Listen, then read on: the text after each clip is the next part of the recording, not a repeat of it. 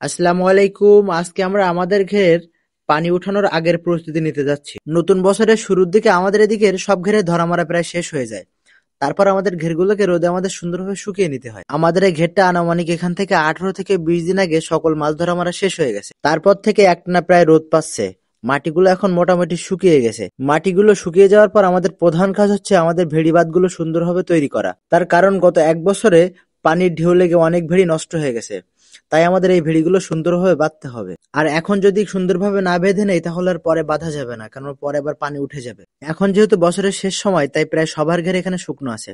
শুধুমাত্র আমাদের যে খাল দিয়ে পানি সরবরাহ করা হয়, যেটা নদীর সাথে সংযুক্ত, ওই খালটা বাদে এখানে আর সবার ঘের প্রায় শুকনো রয়েছে। আর এটা হচ্ছে আমাদের ঘেরের গই, যেটা দিয়ে আমরা পানি সরবরাহ করি। এটাও দেখেন আমরা সম্পূর্ণ সিলগালা করে দিয়েছি, সম্পূর্ণ বন্ধ করে রাখছি, যাতে আমাদের ঘেরের ভিতরে একটু না পানি ঢুকতে পারে। আমরা আজকে 5 জনের মতো কাজের লোক নিয়েছি। আর আমি তো নিজেই সাথে আছি। আমি সবসময় আমার নিজের কাজ নিজে করতে ভালোবাসি।